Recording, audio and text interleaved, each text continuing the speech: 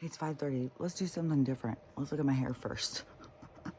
Let's just do that. Get it out of the way. Because always I'll get down there and I'll be like, oh my God, I gotta do that. So, I don't know. You guys can be the judge. We'll keep watching. I think it's like halfway through the stuff. So it should be like over the next week and a half. It should. If these other girls aren't bullshitting, there should be a big difference. It says on the package 3 weeks is when you see a difference. So, anyways, we'll see. Oh yeah, my teeth. Let's look at that. I was looking in the mirror yesterday in the bathroom, and it was definitely like, oh my gosh, it's already the gray's gone. It's already moved into the next like color thread, and so it's really building up. There's just a lot that had to build up. It was pretty broken. And now it's like this edge in there is missing, but there's some deep parts to the edge. And so that's the part that goes all gray as it builds. So that must be the more solid substance, whatever it's made out of, which I saw somebody else talking about boron is really good for teeth health. And we take boron all the time. Every day. Well, sometimes I forget. But we've been taking it for years now. Because when I started, I had heard that it was good for arthritis. And so I started giving it to Stella for arthritis. And so I started taking it pinched too. So anyways, and you know, when I stopped those patches, the tingling thing has not stopped. Nothing has stopped this weird tingling. And I know I had it before I even took them. So yeah, it's not like I think that caused it. I don't know what it is. I thought maybe that those would make it go away, but I don't know what it is. And any motherfucking thing I say to my mom, that's serious. That can be really serious. And it's funny because my youngest brother, the one who is, I'm in this, whatever you want to call it now, in standoff, I guess, that he is a catastrophizer, I said. You know, because my mom, every time my mom will talk to him, she'll just get all upset and stuff. And I'm like, he's a catastrophizer. Everything is a catastrophe. He's the fireman too, so he sees a lot of fucking shit. So we all get our perspectives from somewhere, but we have to notice to not let other people's perspectives drag us around, you know, like wagging it, we're on the end of their tail. And so that's why we need to develop our own. But it's funny though, because I've always felt like I feel like he represents that aspect of her. So he feeds into that. And I don't know where hers comes from or whatever. I know, to me, like it would be from past lives that he's coming to work through or whatever. But also, he gets a hard sweep from my mom. And then he picks a job that is just dealing with one catastrophe after another. So, hold on, I do have a full cup of tea. There's not a wheeze, but it still feels like I gotta catch my breath. So hold on a sec. And I was thinking how it keeps doing this raining off and on, this wind off and on. It flooded in McAllen, Texas. It was a big flood. Was it Thailand or someplace over there? Has had this big earthquake, and one of the buildings that they keep showing go down, it doesn't seem to go down naturally like earthquake. Like there seems like there's something more going on. I don't know what. I mean, the people I've seen talking about it was like everybody's being evacuated, buildings are breaking, and windows are, all sorts of stuff is going on, and they weren't sure if that was just the beginning. And it was 7.7, so it was coming in strong, but it's going to keep happening everywhere. This is the reset. This is a cosmic reset. This isn't God's mad at us and hates us. This is this energy that we were living in. It's like Jesus, girl. It's like we finished the book. We finished that book. It's done. Now we're starting a new one. And it's like the characters from the first book are going into the second book. Some of them. I don't know exactly how it's all working, but a lot of characters from the first book are going in the second book. And I don't mean like 15,000. I mean like a lot of the population. It's like we're going into the second book, but it's going to be different than the first book.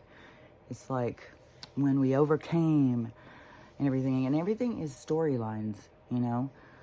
Okay, hold on.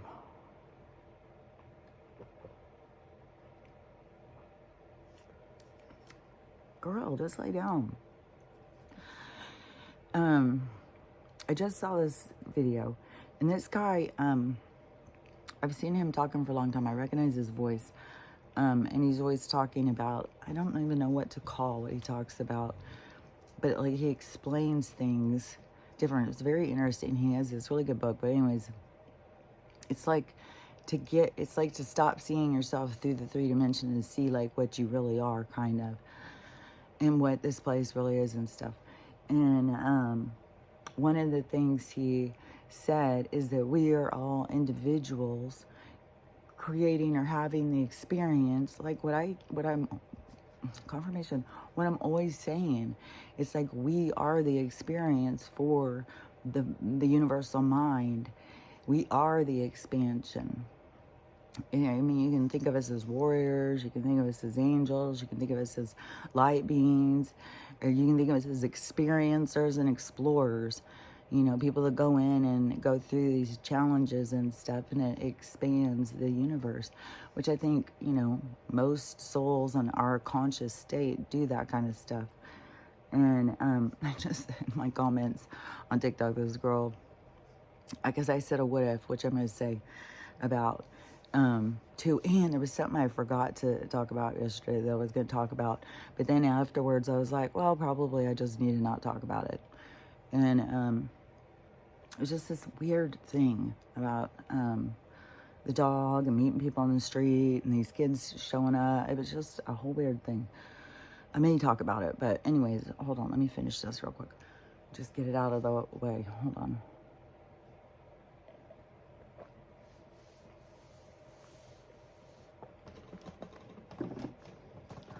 It's like two gulp cup of tea. And I got the cloves all over my teeth. Okay. So, and cloves are really good for you. And cinnamon too. If you can put that in your morning drink, whatever it is you drink, or whatever, sometime in the day. Is cloves, get rid of the stuff. Like some things kill stuff off and some things get rid of it. And so it's good for getting rid of it. Hold on. It was like a big chunk. So, okay. Let me think now. So, we got,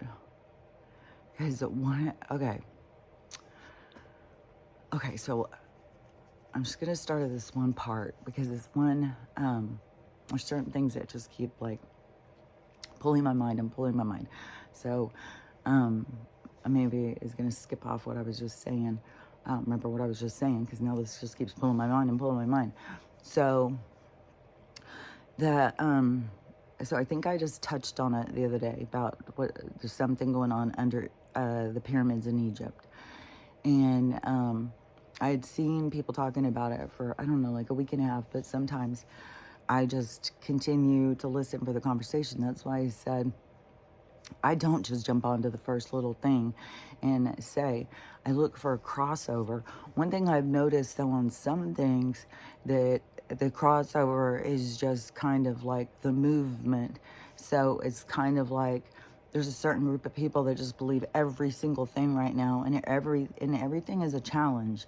And I don't know if it's just to kind of help us learn our discernment or something, but it's very challenging because there's so much crazy truth mixed in with made up shit. And so one part is you got to believe in the magic, but there's a confusion because it's just, there's a lot. So this, so at first when I was hearing this, I was like, you know, is this a real story or is this made up? Which I still don't know. But there's a lot of more talk about it. But then, like I had seen this picture of where it supposedly is Yellowstone, and there's all these grizzly bears, and they're all just covering the streets everywhere. They're blocking the roads and not letting people go. And so when I first saw it, I was thinking, that's AI. That just looks like AI. And went by, because there's so many of these people doing these nature things and AI and stuff. And then they go, it could be true, it could not be true. Does it really make a huge difference? We know shit's going down. We know nature is having a response. So,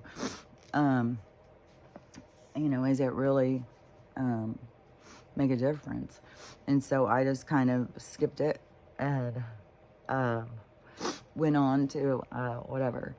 And then I started seeing people talk about, like, all those bears and stuff are blocking the thing. What's going on? Which, that helps the collective question things.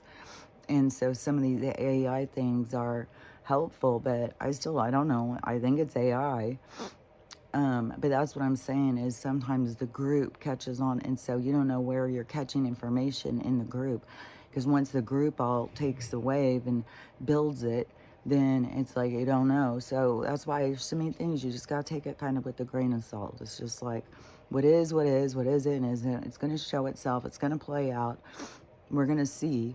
There's nothing to freak out about or argue about or anything. You just let it be, and you will see. Let it be, and you will see. So we are in that learning as beings to let it be, to not be in a panic, and that takes such a big thing about learning who and what you are. Okay, now let's do things bullying. Oh God. Okay. Okay, so this thing that he was talking about this morning, the one guy who was sitting a minute ago, and he was talking about, what we are and stuff, and he was, how he started his video was like, they say like the middle finger is like a cuss word or a bad thing. He said, you wonder why? He said, that's in the 5 points. That's the one that represents ether. Ether represents like all the magic of what we are and all this stuff. And so we are the mind's eye. We are like the worker bees. Like, think of the mind's eye of everyone coming together, because that's where it becomes whole, is when we all come together. But we are all in a sense of separation of experience, because that is what expands things. But as energy, we could all come together and we could blast off and create whatever we want. And I think that's kind of what's going on all the time. And so, our dead life is a pretty happening place. It's nothing that you need to be scared about. So anyways, the beings, because there was something that was significant that was coming to my mind. Maybe it's going to be linked in some other how. Because okay, we'll see. I swear to God, shit is the weirdest thing. Okay, so go back over here to this, where there's a sense of people just kind of believing everything that they hear and stuff like that, which isn't, we could say, well, that's horrible. Well, watch what it leads to. It's going to lead to free thinking, people thinking for themselves, people opening their minds. So you can say, well, it's bad, and you can focus on the bad stuff. Well, it's not the truth. Well, there's a lot of truth out there. There's a lot of crazy shit. And, I mean, grizzly bears could easily go and block off roads and not let us go. They could fucking start talking. They probably wouldn't listen to us. They probably start saying words. Anything can happen. So no matter what direction things go, just kind of watch the populace follow along, because this is everything happening in our lives right now. It's about this awakening. It's about this evolving. Oh yeah, okay, because the evolving, okay, it's just like, oh, okay, now I remember what he said. But then it was like, wait, it's too early, I guess. Okay, so the okay, yeah. They know when to put things in, just like how life works. Everything is on this perfect timing thing. And okay, so so there's one thing about the pyramids where I was like, man, I don't know if this is real. Like, we've heard about, well, some of us, like maybe you haven't, but a lot of people have, that there's this whole thing going on in Antarctica. And I think I started hearing about it I'm even thinking, when did I even start realizing we had a glass wall around us? Probably after Game of Thrones. There was so many things that started coming together, and I was just like, oh my gosh, they just show us. I've seen other movies where we're like trapped behind this thing. They've shown us and shown us. There's more out there. We're just trapped. The village is so representative of real life, I swear to God. And they keep us trapped through fear. And so the but it was when I was hearing the secret space program guys, those whistleblower guys that most people think are crazy. I think they're telling the truth. And there's a lot of crossover on that, even though you can say, well, some of them just watch the other ones and they come and say it. You get your own discernment. You got to go listen and watch and figure, put your pieces together. But to me, I totally believe it. And so there's this dig that's been going for a long time in Antarctica, and they have a giant, giant ship there. And on this ship, they have found beings, and they are frozen. And which is a whole bunch of stuff, because they've already got all these weird DNAs, like we've got dragon DNA, we've got this, we found a zillion old bacteria that could kill us all. Let's see what happens. It's like they do this weird shit, and these people are fucking weirdos. And so and they all want to own it. They all want to have the thing. We can destroy it all. They're all a bunch of mad scientists, weirdo people, man, I swear to God. And so they have this dig that's been going for a long time, and there's been a lot of drama down there. There's a lot of drama. And so I kept thinking, oh, and they've also, I guess they found some pyramids. They're finding, like, I don't know, the world below the ice wall or something. And which is going to be a lot more of a magical place. Oh, like in a fairy tale, because a lot of stuff is a fairy tale kind of play out. In a fairy tale, like never-ending story or something. It was like that area was a place where it was a vibration where a lot of different beings could be, but something happened, like a not appreciating a war or something, so it froze us out. So we were stuck in to learn. Oh yeah, because there was something. Oh, yeah, okay. Because, yeah, he said that about the learning, we're here to learn, and we're here to expand. He says, but he said it in a different way, but a lot of stuff I say. But the learning, the expanding. Oh, yeah, okay, so he said that about the whole thing with, we're here to discover ourselves, that we can create anything we want. And you keep hearing this all the time in the spiritual community, where we are going towards this quantum, which we could be going into a quantum reality where we no longer go through all these different things. That could be happening. That's the parts that I see are about I see like this good stuff we're headed to, and then I see like what we need to do to get there. Like, I don't know every single thing. I know a lot of stuff is going to change. I know we're going into this like much more this quantum field, and it could be, that we are going to expand in that way. So I'm not saying that, it's we're never going to do this. It's bullshit. I'm just saying at this present time that it still makes no sense to me, because what is the soul doing here? It's here for the experience. What experiences do you learn from? I mean, we can see it in the micro, macro around us, the people around us. What experiences do you learn from? You learn from the hard ones. You don't learn from the easy ones. The easy ones make you soft.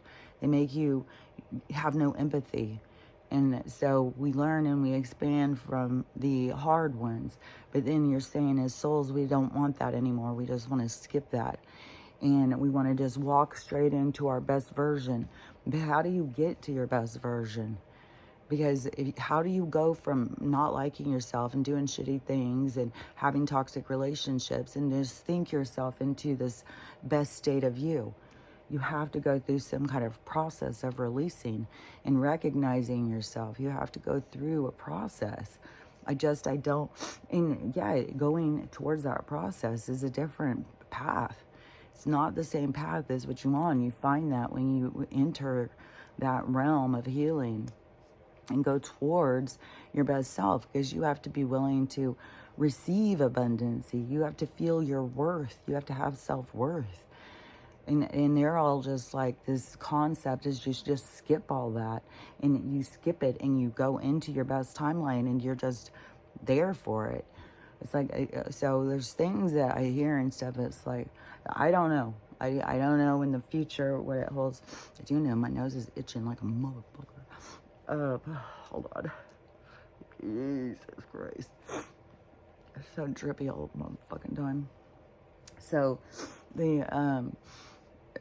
anyways, it just doesn't make sense to me. So you can work it out for yourself if it draws you in, but that always just catches me up. That's always just like this hiccup. Okay, they're constantly saying, it's just this envision it, believe it. It's like, well, in order to believe you have worth, you have to realize you have worth. You have to let go of the things that make you feel unworthy. It's a process. It's not like an overnight thing to believe in yourself. And so all these people are just like, well, I just got to believe in myself. I got to believe in myself. I got to see my good future. And then I saw somebody explain it yesterday, saying something about when you're looking at it and you're not believing it, it's like, yeah, that's the problem. Because you got to go through the self-worth healing process. You got to see your value. You can't just jump into it. Otherwise, we would all do that. And then you got to go deeper into it and see, like, well, what are we doing here? We're not, I mean, if we just wanted to jump from one good thing to the next, just lily pad to lily pad, we could stay in heaven all day long. So I don't know what this quantum field, though, what this new world is bringing us. I can't imagine that we would want to leave out all experience. And so I think everything is going to continue to be a journey, but maybe people will understand it more. It's like the envisioning it is like the draw. It's like a future was shown to me. This is how I look at it. As I was healing, I reached a certain point in my healing, and a future was shown to me. An introduction to these souls that I feel very connected to now, but I didn't before, but I had to reach this certain level of this quantum field of connection, I guess, of that vibration. Once I got to that vibration, it was almost like in the astral, it was like going around to these people, how do you do? How do you do? And then you get real caught up in thinking like, this is right there. This future's right there. It's going to be right there.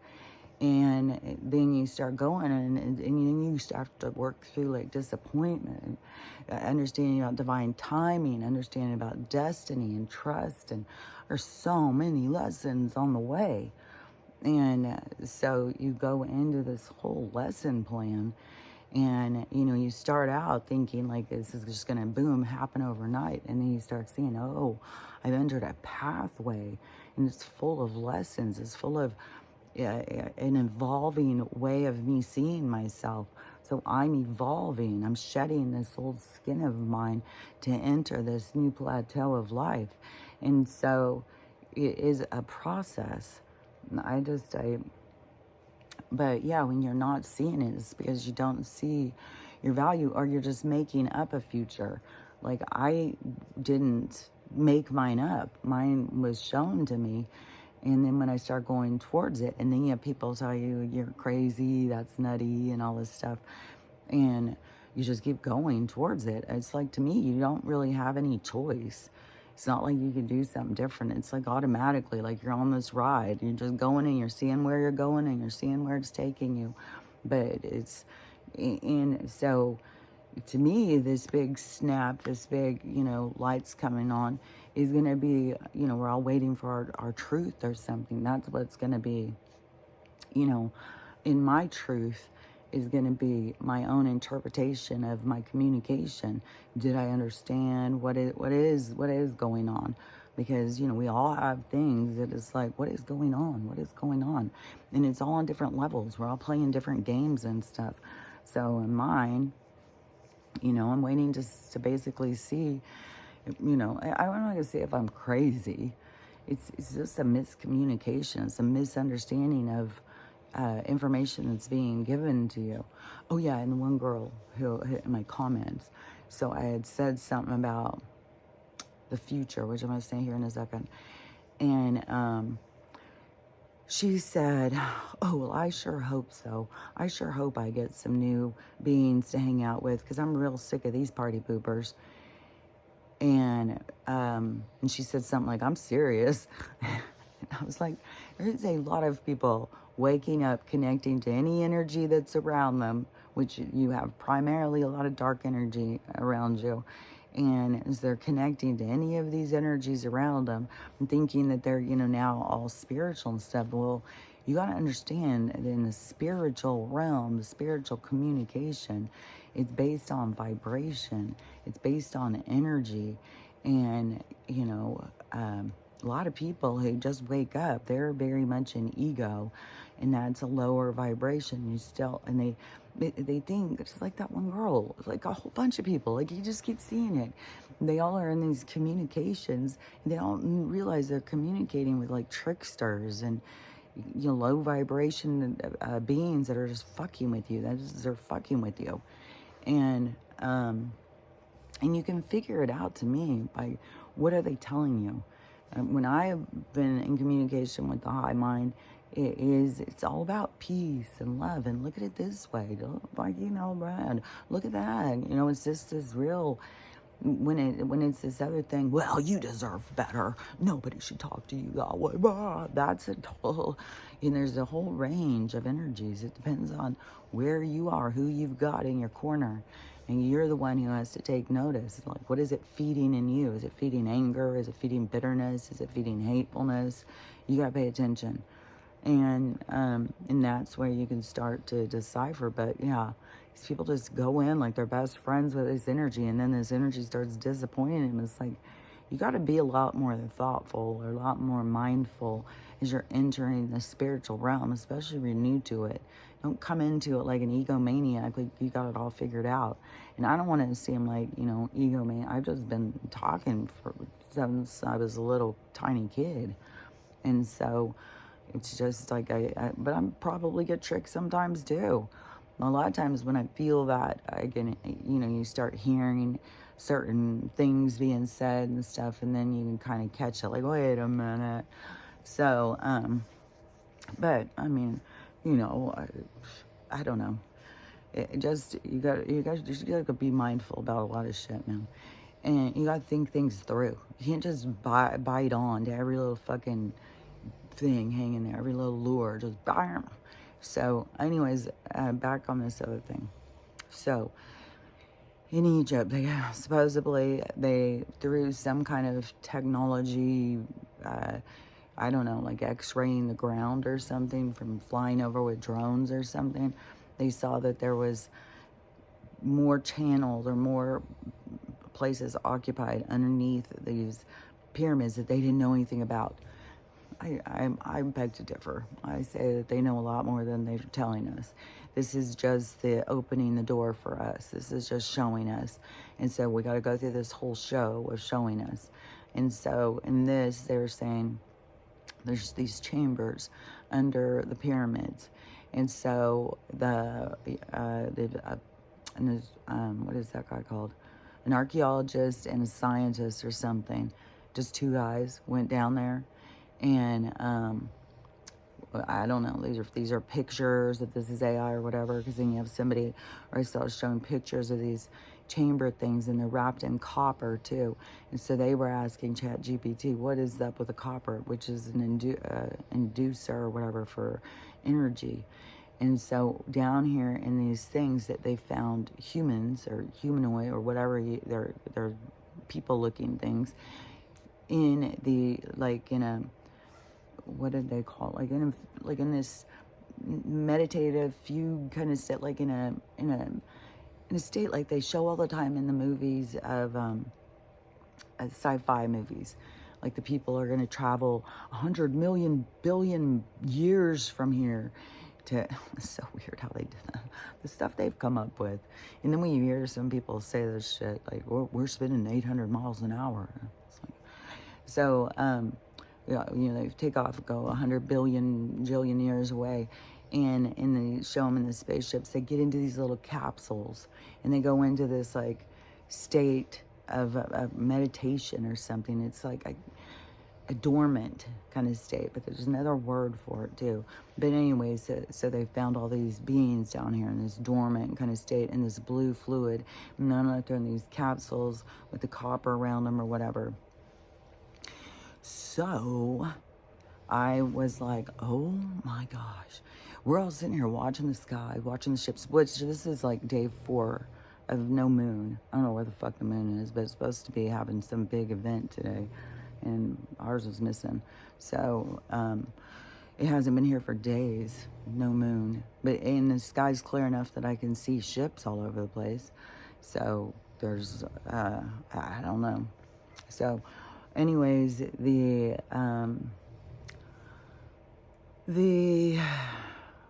so anyways, I was thinking, we're all watching up at the sky thinking, the aliens are going to land, and then they're going to tell us our history, and people are going to have to learn, that they're not monsters. These are just other beings and other vibrations and other realms having other experiences.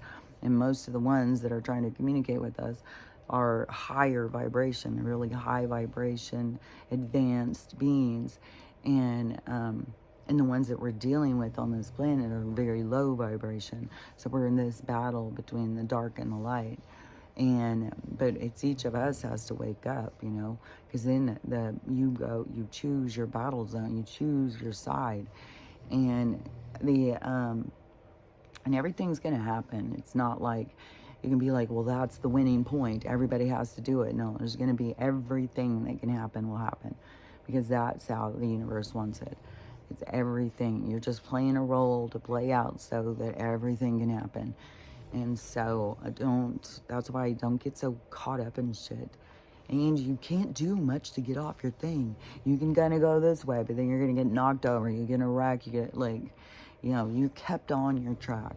You've kept in your transit. You're kept on, it's I don't know. It's like an agreement, I guess, that when we come in here, it's like, yeah, you're just playing this part. You're just going, you're that avatar, and that avatar does this, and that's what you do. And you have a benefit as a soul because you learn from all of these interactions, from all of these people.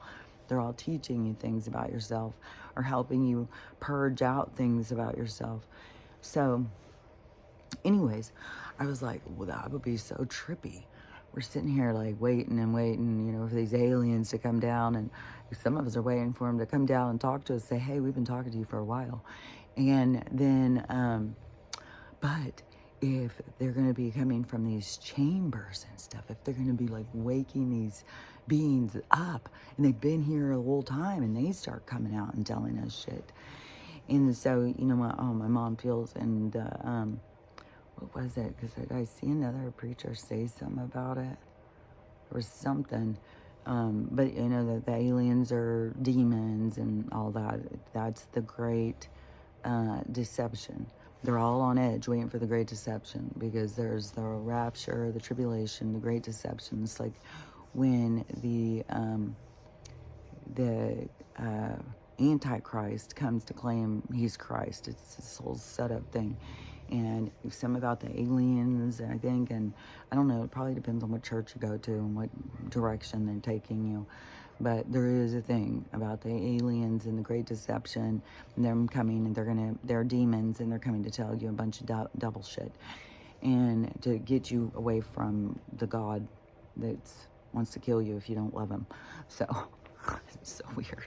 So anyways, so I was like, interesting. So if they unfreeze these beings, or they bring them out of this state, and we have these beings, and they start telling us all this stuff like about Egypt and stuff, and like, I mean, they wouldn't be able to tell us everything because they got frozen at some point, but they can tell us some stuff a long time ago, where it's going to be up to us to start seeing, like, everything is like these different ages. There's not like this, kind of like how now we're going to be in book 2. We're going to be in the sequel. So book 1 is all this drama. Then when we go into book 2, the sequel, the movie sequel, is like going to be a different energy. That is more like what the different ages are. And I don't know, some of the lessons seem to be linked, because this one where this guy was talking about this group mind, how it was created and stuff like that, and what age it was created and stuff, and how we're having stuff from that now, which makes sense because people are healing old stuff. And so there's a big part of that. There's a big following part that people are going to be healing, I'm telling you. And that, so whatever it is, I can't remember what this guy called it. It's got like a name. And, but it's where, just like what I said, the people want to be so much considered in the norm, and they police each other. They'll, it keeps everybody in line, but it was created. But anyway, so there is parts that we do bring with us from different lifetimes and lifelines and eco ages or something, these age systems, the games. But they don't have the same cohesiveness or the same link as what we want to see. Like, we think that they all go together. Well, how does that make sense? Because that would mean we're descending this whole time, because we're getting stupider and less talented the whole motherfucking time. Or it's just different ages. And I think that it's really clear to us because they did their own reset, their own created age of this certain time, whatever they did. And we're not all even on the same kind of time. We're not even on the same kind of calendars.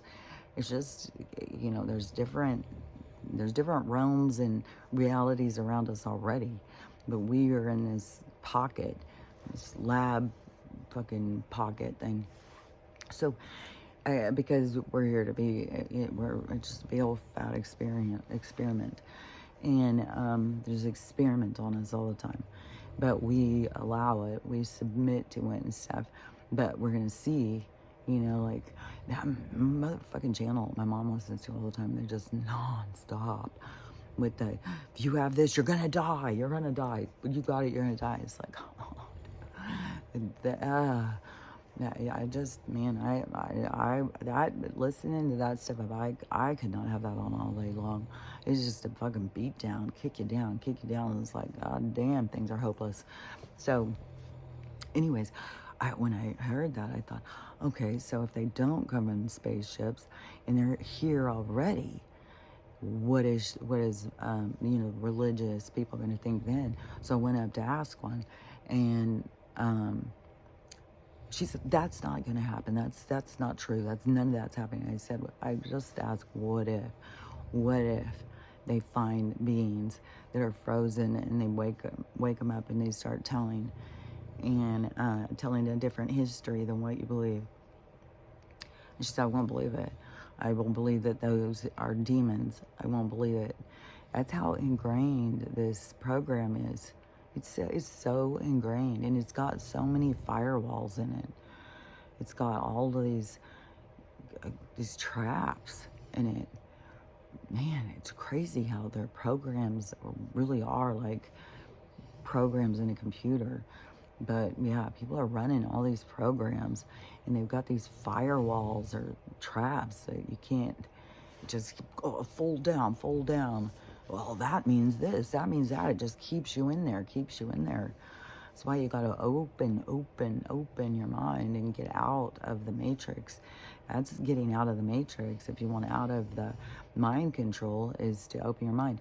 Oh yeah, what was that? Because I saw another thing where it was saying that, I think it was the same guy, and we are under mind control until we wake up. But it is, it's like it's meant to be. It's meant to be somebody's controlling you until you can take control of yourself. And see, even when they, oh man, the way I see it is so weird. And so many times I don't know how to explain it, but it's like the mind, it's like they babysit your mind, and they can toy with it. They can bring it into their reality. And so they can bend your mind in this realm where it's like they're babysitting your mind because you don't know how to mind it. And so that is why we're in this challenging time of learning how to mind your own mind, how to control your thoughts, how to control your emotions, how to be more thoughtful, how to be more deliberate, how to be more self-identity. Your self-identity has so much to do with boundaries and being sure of yourself and feeling good about yourself. And it's like a claim to your own value, your boundaries. So they're important in the shaping of you and giving yourself contrast and depth. So you want to have good boundaries, and you're going to have people who are going to enter your life where you're going to constantly be feeling like, if you've got to work on boundaries, you're going to constantly feel like, man, they're always pushing me. Those are your challenges to work on your boundaries. So when those certain common threads, you see them play out and play out and play out, that's what you got to take notice of. Is like on the boundary one, you're going to feel like everybody's pushing your boundaries over and over and over. And they are, because they're teaching you how to recognize your boundaries, how to recognize, like, this person's pushing me. I don't want to do that. And then it takes time to be able to get up and say, no, sorry, I can't do that. Because a lot of times we take it, we take it and take it and take it. Because we don't want to rock the boat, or we love them, or we think they can't handle it. That's such a big thing too, where people are like rescuing people that don't need to be rescued, which creates a handicap. Like, you can't be trying to rescue everybody. You're just creating handicaps in them, dependency and stuff. Everybody needs to be able to, it's like we need to have faith in each other. We need to recognize we all come from the same fucking parents, basically. And so we need to have faith in each other. And even when we all seem to be weird or different to each other, and man, I can't believe how much hatefulness. Fuck, man. This place is so dark. There is so fucking much hatefulness. God. And the horrible crimes that people will do to each other. It's just so weird. And, guys, all I'm going to say about this dog thing, because it's been this whole time that I've had Stella. I don't know. It's like I feel like it's like the patriarchy kind of looking down on the feminine. It's like, you shouldn't have a dog that you can't handle. And it's like, well, I can handle her just fine. It's like, but you want me to handle her on your terms, not on mine. And therefore you don't see me as being capable, because you see it as that I'm not doing what you think I need to do or what you would do. I'm doing what I would do, and that's not acceptable. And so that's why I'm saying it's like this change. There's going to be a change in charge, but we have to recognize, and there is a lot of men who have to recognize how they do put pressure on women. Is like, like they do look at us like we're a bunch of idiots, and we can't do things. We're not capable. And so, yeah, you're going to handicap somebody if you're constantly running in and doing everything for them, and you can't think they can't handle it and stuff because you don't understand their emotions, or you don't understand their thought process, or any of that stuff. So, anyways, we got to do a lot better of taking, about our interactions and how we communicate with one another through respect, not through thinking you're out to get me or you're a dumb fuck. It's like we got to, look at each other more respectfully. But we have to kind of get our respect back. That's the changing in priorities. Everybody's become disrespectful. And it's kind of like, because nobody deserves respect. It's kind of like our society just went way down. And now we got to pick ourselves back up and start respecting ourselves. Kind of not demanding, like, I'm going to go in and punch you if you don't respect me. But to command, to walk with your head high and love yourself. So you command the energy of, you know, you deserve respect. You walk with your head high, not this, you know, if you get what I'm saying in that thing. So, in the visual kind of thing. So, so anyways, I've had so many encounters, like, and it's weird, um, because my mom, she was like, well, do women come up and talk to you? What does Stella act like when it's a woman? And I was like, I'm pretty sure she still barks. I mean, I haven't had that many women come up and start talking to me, but I'm pretty sure she still barks. She's getting, oh yeah, because even when those kids came, she was barking her head off. Because it is, for one thing, she's a guard dog. It's just her natural instinct is to protect me. And her English Mastiff is known for, it's like, it's going to stay between you. It's like they're like security guards or something of you. They're going to stay between you and the other person until that they feel like that it's trustworthy or whatever. She's the one who has to make the decision. She's not going to let me make the decision. She's going to decide this person, okay, we can trust this person, and then she'll calm down. And she's not going to bite anybody, but she's loud. And most people find her very obnoxious because she'll just bark her head off right in your face. And she won't shut the fuck up. And that's where it comes into these men who come over and start talking.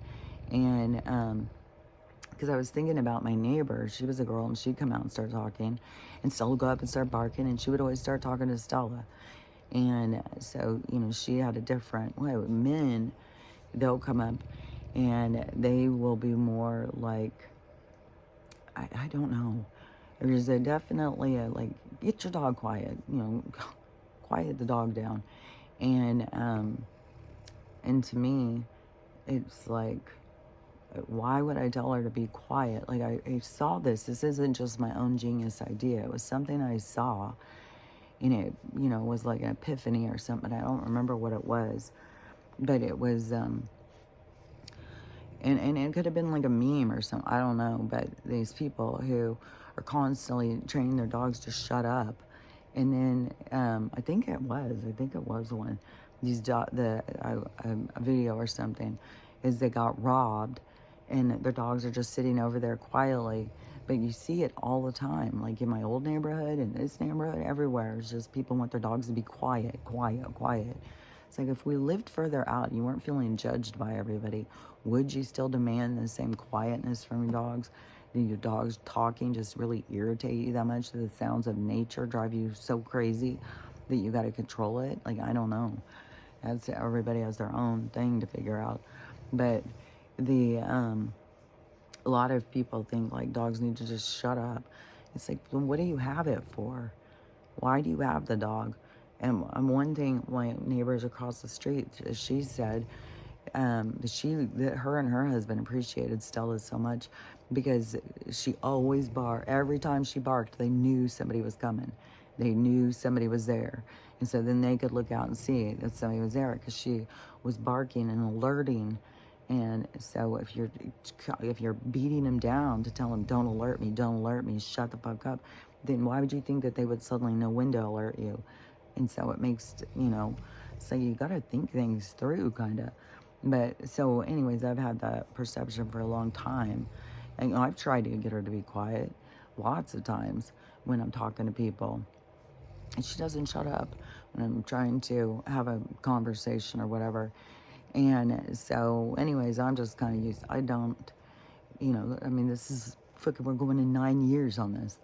And so these people, the other day, like when I was walking them, and these people stopped, and this little girl jumps out of this car and runs over, which right there, it was like, this is so crazy. Like, you just run over to strange dogs you don't know, and it's like, because if one of them bit you, who's going to be in trouble? And you're approaching dogs like you don't know, like, and it's like, it's so weird. It's like people, like, I don't know, there's so many weird things in this world where it just seems, I don't know, we've accepted not thinking that, I don't know. I don't know. So she gets out and she's sitting there talking. Her grandpa's driving the car and her brother's in the back, and they're sitting there talking to me about the dogs, and she just keeps playing with the dogs in the middle of the street and stuff. So then they leave. The dad's asking me, well, which house are you? And so I tell him the number of the house. And so I just go about my walk, and they go. And I was thinking, like, oh, now these kids going to start showing up all the time wanting to play with the dogs. And, which, yeah, that's happened. And, but they don't live there. And so they come to visit Grandpa, but it's like every time they come, it's like, just head over here.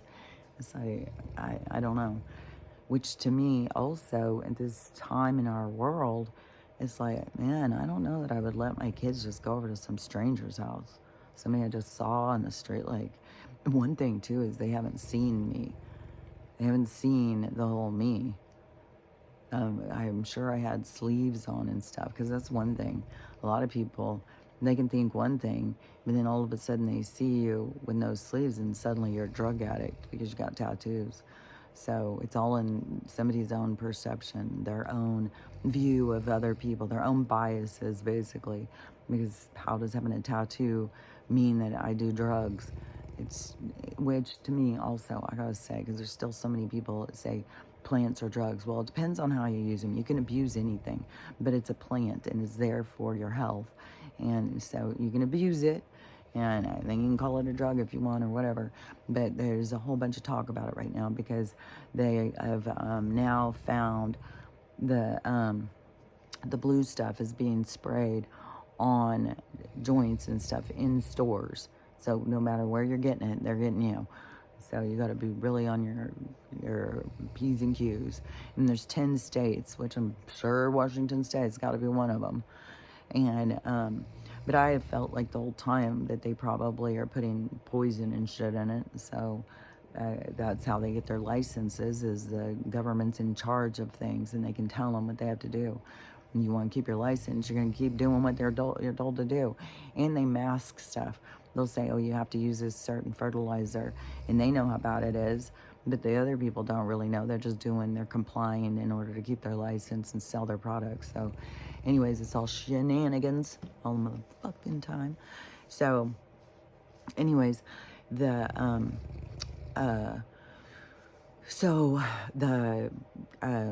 kids are sitting there talking to me and kind of playing with the dogs and stuff. And I'm thinking, like, you know, what am I going to do? Am I going to say, you know, well, we're going to go in now? Like, I was like, is she about to get cold? Because it's pretty cold out here, and she's got shorts and a t-shirt on. I was like, maybe they're going to get up in a second. Maybe I need to just relax and go with the flow. Like, I'm going through my own little process of all this stuff, you know. And she keeps asking me questions I thought were got a little strange anyways. Kind of like a nunya. It's a bunch of nunya. So, anyways, a car starts coming up the driveway. And I think, because my mom's got somebody coming to pick something up, so I think it must be her friend. And the dogs go run over to the little fence edge, and they're barking their heads off. And the little girl goes, oh, that's my grandpa. And so I'm like, that's your grandpa? And she's like, yeah. And they just keep sitting there. And I'm like, oh, okay, well, here, let me open the gate so you can go. And so they get up and they go, and I open it, and they go out, and he comes walking up. So what it had ended up being, because the first time they came over was that night that I went out, and my mom was talking to him. Well, she figured out who they were. So their grandpa is a well-known preacher from a church around here. She said that he has there's nobody's a stranger to him. Like, he'll go up to anybody and just start talking to you, which I'm not a shallow kind of person. Like, I don't want to be in these conversations, you know, how's the weather or whatever, or wanting to tell everything about myself or so. I don't know. There's just like, what do we have to talk about if we don't know each other? I'm not somebody who just wants to talk to people that I don't know, unless we're going to talk about something real and something deep. But anyways, but you have these encounters. Those encounters are supposed to always happen. And so I'm not saying don't talk to strangers. I think, yeah, talk to them because they're there for some kind of purpose. But anyways, so when my mom's telling me, like she said, you're lucky he didn't get out of the car and start talking. He'd probably still be out there. He's still stand there and talk forever. And she said he's the nicest guy. He's super, super nice. He's just pleasant, nice, talks to everybody, just a really nice guy. And he was a preacher for a long time. I don't think he is now. I think he's retired or something. And so, but she knows him really well. And so, and that's probably why he's like, oh, sure, go over there, because now they're like, these kids are like, where's Nancy? Where's her little dogs and stuff? And I'm like, they don't, she's introducing herself to me. Like, do you remember when we met on the street? Or I remember when I played with your dogs in the street. So I was like, yeah, I remember. But anyways, it's like this shift in, it's weird. It's like this total shift. And so anyways, so Grandpa comes walking up to the fence, and Stella and the other dogs are sitting there barking. Well, the reason I had even let those little kids come in, because the dogs kept barking and barking and barking and barking at them. And I said, you need to just come in here. They won't stop barking. They need to smell you and jump up on you and stuff like that. And so the little kids came in the gate and came into the thing, let the dogs sniff them and stuff like that. And he sat there. The little boy, it took him a while. He was scared shitless. But the girl coaxed him finally to come in and do it. And so, but that's how the dogs work. They need to, and then they stay between, Stella always stays between me and the people. If I work this way, she's going to go this way. If I go around this way, she's going to go around. It's just like, she's very concerned about keeping me safe. And, so, I had already told them, like the dogs will just keep barking. And so anyways, she was asking me, even in the conversation, about the dogs and the barking. And she was asking me about if they just bark at men or whatever. She was asking me all this stuff because I said, she said, does it protect you or something? I said, well, usually when men come up and start talking to me, she'll just start barking and barking and barking, and they will usually just leave. And so I said, so I don't know. I mean, maybe there's been a bad guy, and he just was like, I'm not dealing with that, and goes, I don't know. And because how would you know if something worked? If it worked, then it worked. It's like, when it doesn't work. And so, and so far, even that one time, this thing, where is it? Oh, it's way over there now. That one thing I showed, like the bayonet thing, but I had that other thing, that stick thing, because that was, it was one night, it was the middle of the night, it was at the cabin, and Stella got up, she wanted to go outside, and so I went and opened the door, and I don't know, it was 1:30 to 3:30 or something like that in the morning. And she went out and she went crazy and started barking. Well, I didn't know if it was a mountain lion or what. And she was going crazy barking. And it made the neighbors' light things come on and stuff. So she went and checked her cameras and stuff. And she said she couldn't see anything. But Stella went so fucking crazy. So she comes in and she was scared. Because a couple of times I've seen, which one of the times I know was a mountain lion. And she came tearing up and she turned so fast. It was the coolest looking thing. She comes running through the yard and she jumps over and she does this like 360 or something. She just jumps up in the air and turns and she just aims right there and just barking like, it was the craziest thing. And of course it was right in front of me. And so she's just, number one, she's going to protect me. She's not going to go away. Everything is to stay guarding me. And so, which I appreciate her. Like, and plus I have a strong bond to her as my spirit animal. And we have a lot of lives together. And so this guy comes walking up to the thing and he's getting really frustrated because she keeps, and he's got this need to want to chitter chat with somebody. He's like, oh, I've known your mom a long time. And I'm just like, well, your neighbors. And both go to church. And, but I don't really know what that has much to do with me.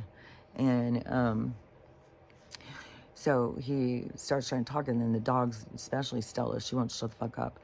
And he said something about, for me to make him be quiet or whatever.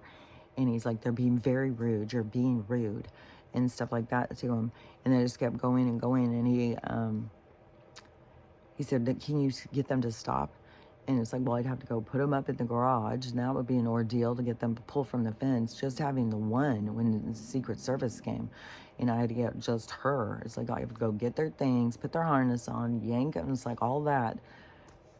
For what? You guys have a concert you need to get to, And so I said, well, they'll stop barking as soon as you walk off. And I think I made it mad. And he like walked off and went and got in his car. And when he got over to the car and they went quiet, and I said, see, they stopped barking because you walk off. And I'm being real, but it's so crazy how you can like offend people. But it's like, I'm just being real with you.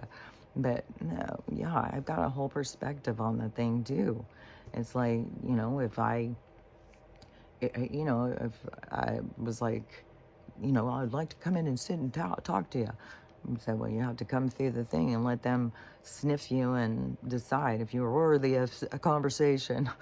And so, anyways, but it's like they were fixing to leave, and I'd already had this conversation with the other kids about the dogs and the barking and stuff. I've had this so many times, but there's been so many people who get so frustrated, and I don't know, maybe they just like to keep their dogs quiet. That's their main thing to teach them. But to me, it's like you're not supposed to teach them that they aren't allowed to speak. They're not allowed to talk. And I'm telling you, when you're walking down the street, the tails are just like waving at each other. They're barking. And then the little Otis and Olaf over there, they came out to see us it was on our way back though yesterday. And because they weren't there on the way there, and so the dogs would walk real slow looking for them, like, where are they? But they were out on the way back. And I'm like, hey, Ollie, or it could be Ollie, Otis and Olaf, how are you? And see, that just stopped barking. And they said, where it's almost, even when I was thinking about that, like if people started putting out little signs, these are my dog's names, just say hi to them as you go by. And but then, the bad people could end up using that as like, oh, well, I'm going to go be friendly with all these people's dogs so that I can just burst in the house and they're not going to be irritated by me. So it's like, you're playing, if you have a dog there to watch over you, to warn you when some stranger's there, so you don't really want everybody saying hi to your dogs, because then your dogs aren't going to know who's the stranger and who to protect you from. So everything has a double side. But anyways, they were quiet. They did bark a couple times. And I was talking to my mom about that beeper thing, and she said that she thinks it's through sound, that the beeping is just the sound that makes them stop. It's not electrical shocks. She said electrical shocks, you'll see like a little shock collar on their throat or something. So I don't know. I can't see that close. They're big, hairy golden retrievers, and we're walking in the street and they're up in their yard. And what was that? It was something with that little girl. Something. Man, it just came right into my thing. But sometimes I don't get it fast enough. Or I'm not supposed to. I don't know how it all works. I don't know. I just see things and I say things, and but and here the fog rolls in. It's so weird how this fog comes in, and it's so fucking thick. I was saying something to my mom in the morning, one of the mornings, and she's like, well, you know that there is real fog, right? I'm like, yeah, I know, but there's something off with this fog. It's not right. It comes at different times, and it's a carrier. It's the same thing that they did to people in Nam. They gassed them. They're doing the same thing to us. They're doing it. And so it's not just these. That drives me crazy. It's just these. And the arrogance some of these people. Oh, yeah, well, you're not going to find somebody wearing MAGA hat who's got any concern about that. It's like, oh, my God, this motherfucking hierarchy of like, oh, I'm so much smarter than you. I'm so much better than you. I know real God. I know this. It's Bunch of fucking, shut the fuck up.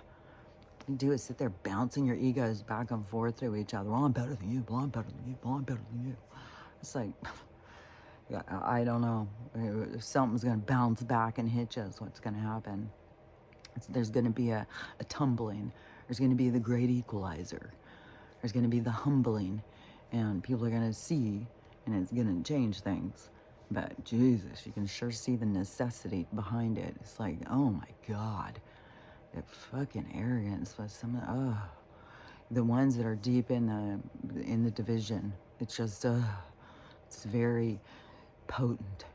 So the more you can pull out of that, the more you can let go of stuff and just come more to the middle, more to where we're all just like equal. We're all just the same. We're not better.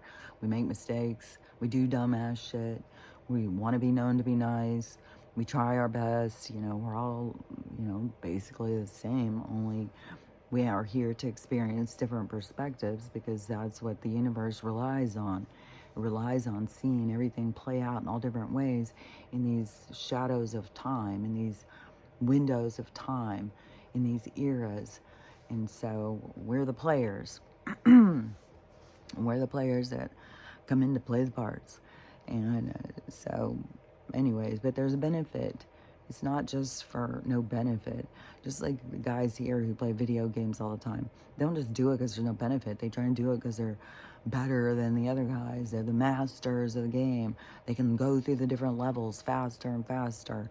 So, we just think of everything micro, macro. What you see playing out is another part of the expansion. So this little thing, well, we're also playing that out in a bigger form. So everything is playing out in all different suspensions of time and place of form, like if that all makes sense. So anyways, it seemed like there was still this thing I wanted to say, but anyways, people do get irritated. Like people can take things the wrong way, and especially if you have reached that time in your place where it's like you're not just playing anymore. You're not just pretending anymore. You're out of the autopilot role. You're being more mindful and present in your role, and you're being deeper and trying to understand it more, and you're being more thoughtful, which, crazy enough, being more thoughtful in your role is learning how to let go and let God, and let things happen, let things roll out. Oh yeah, there was this. Okay, yeah. Which I thought this was quite interesting. So, because, I've been talking to the other side since I was a little kid, and I have told people, and then it's always like, I don't remember. It seemed like mostly when I was a kid, it was like, oh, you're a daydreamer. Oh, it's all in your mind. Oh, it's your fantasy. Oh, it's your dreams or whatever. And so, but then as it continued, then it was like, I'm talking to demons and stuff like that. So,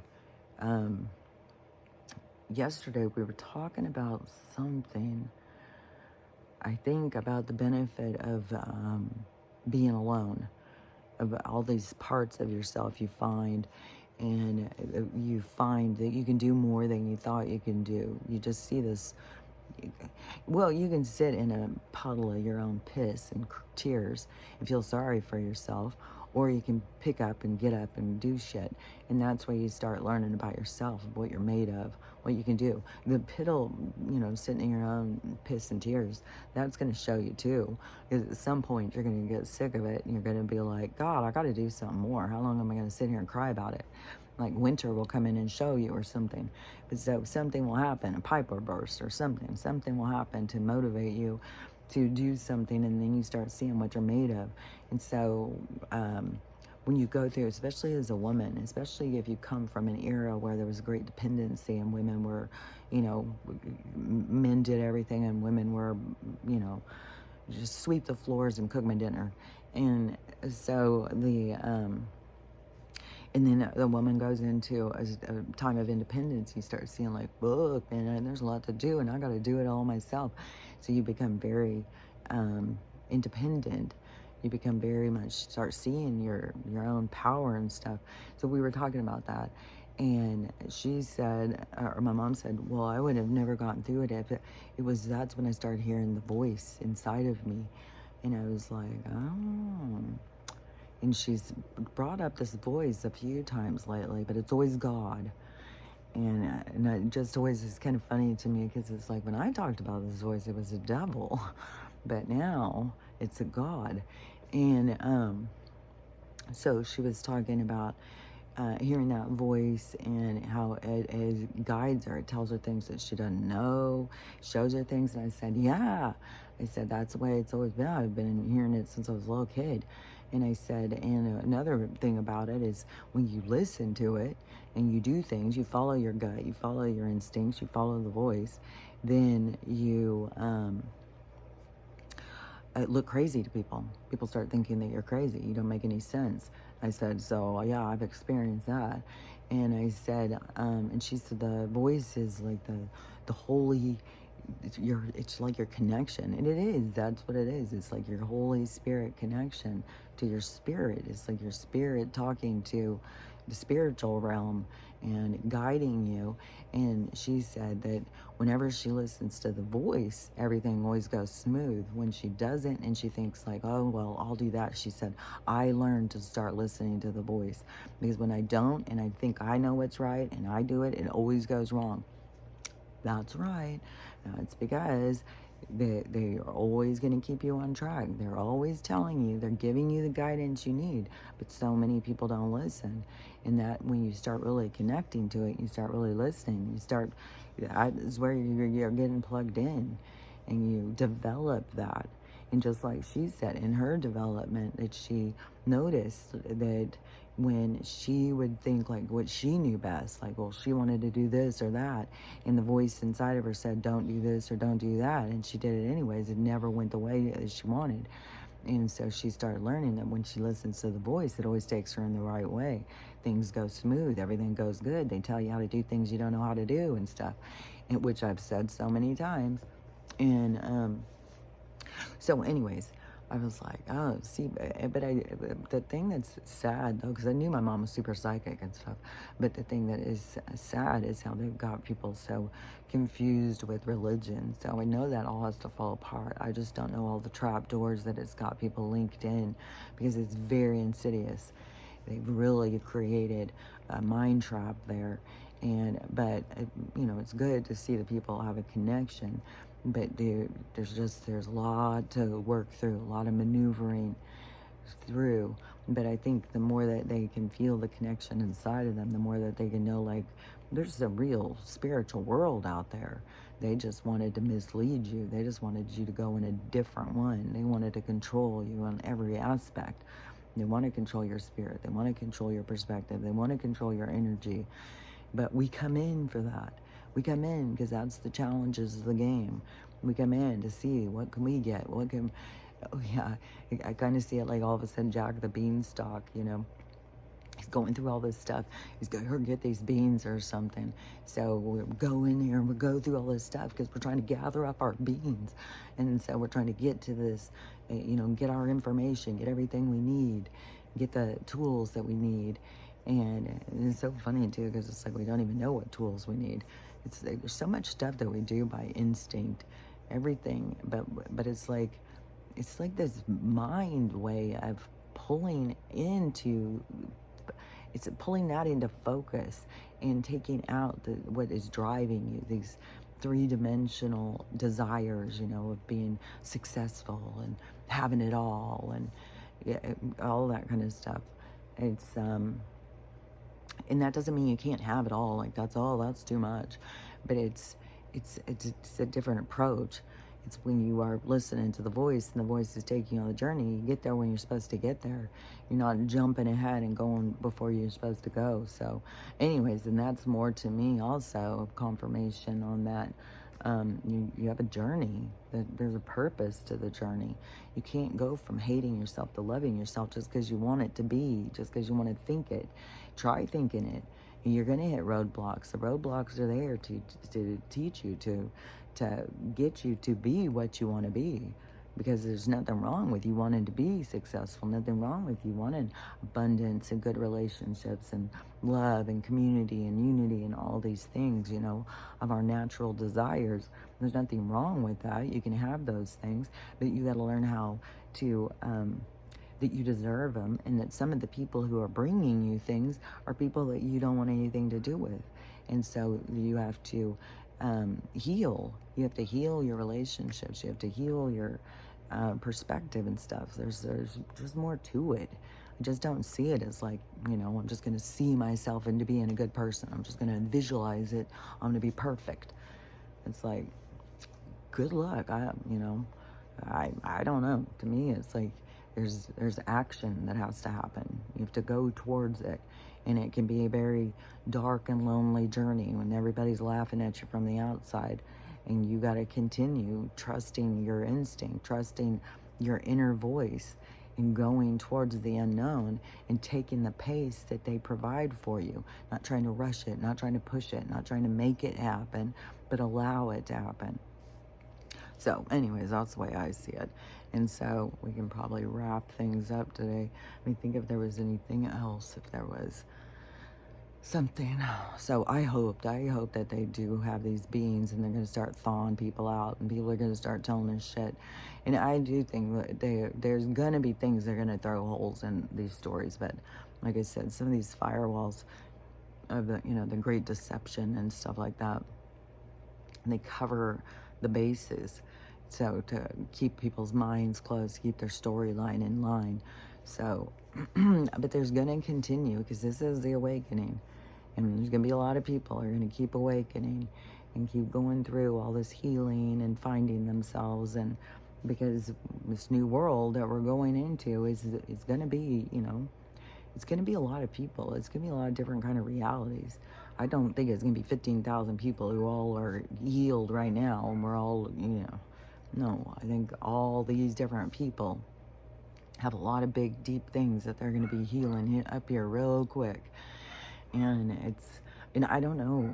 I mean, today's the 29th. Supposedly, this is this big change that's going to happen. But I feel like, man, there's been so many of these transits and these eclipses and stuff. And I do think that they create change. But I also saw some astrologer person saying, you can't be reading any of that shit anymore. Everything's a big tumble. Everything's a big mess. All of these, which I don't think she said the systems are aligning, but she said they're all going in different directions. Like everything's changing. We're not going to have like the same kind of zodiacs and stuff like that. So anyways, yeah, I don't know. Everything is going to keep falling apart. But I know that these things are really going to happen. Really going to keep having change. It just is kind of so much slower. It's just way slower than what I thought it was going to be. I thought things were going to go a lot faster, but the higher mind is a lot gentler. This is a gentle awakening. But there's going to be, I mean, you could say that to some people and they'd be like, this is so fucking hard, this is so horrible. It's like, dude, you just don't even know how slow this is. It's very gentle. It could be a lot more abrupt. There's a lot of shit, and it's gonna fucking turn things upside down. There's so much stuff that's gonna be coming out. And, oh yeah, okay, because it was RFK. He's going in on more things to expose things more about health. Like he said something to somebody or something about their weight, and so they're asking him to help him lose weight. So that will be a whole show. He'll start showing. There's different states now that are doing things. I don't know, Minnesota, I think, they no longer have income tax or something. There's I can't even remember all the different things. There's all these different things just going. And some things are bad to expose about people, and some things are good because we're going to have change. And so things are going to keep changing and changing. So you got to be in the flux of change. You got to be in the rhythm of things, the shake up, and be willing to let things fall and see where they fall and see where you fall in alignment with the things that fall, and just let things play out naturally. And that's a challenge, because we do want to control things. We do want to make things happen. We do want to do it. But as far as what I can understand in this time is, learning how to go with the flow, letting things happen, and then being in your communication and trying to work on how things affect you, because the things that affect you are what you're here to work on, and it don't all affect everybody the same. So when you are affected by something, that's something that you need to focus on and ask yourself, like, why is this bothering me? Why is this affecting me? So, anyways, I'm hoping for a big change to come today. We'll see. I hope every day. I hope, and who knows what it's going to be. You know, anything can happen, and it can happen in a split second. So just remember to be ready. Be ready by working on yourself and learning how to love yourself. 'Cause I really don't understand this, like skipping that whole part. And you just can bounce. Like, I didn't work for me. That's not how it worked for me. I couldn't all of a sudden go from where I was to loving myself. It was a journey, man. It was a journey. And there was some hard parts to it. So, yeah, you can just wake up and see yourself as perfect all of a sudden, and more power to you. Teach the rest of us, I guess. So, but I found a great, I found a great, uh, I don't even know what the word is, but it's like, it's like the opportunity to see yourself different. So there's a lot of good things. You see yourself growing, you see yourself developing, and learning how to love yourself. Learning how to love yourself through all this is what I'm talking about. So learn how to love yourself, learn how to love everybody, because it goes right with it, and then learning how to have the best day possible, because it is up to us. It depends on what we pay attention to. We set the tone to our day, and we just don't realize it. So anyways, tune up, and I'll talk to you tomorrow. Bye.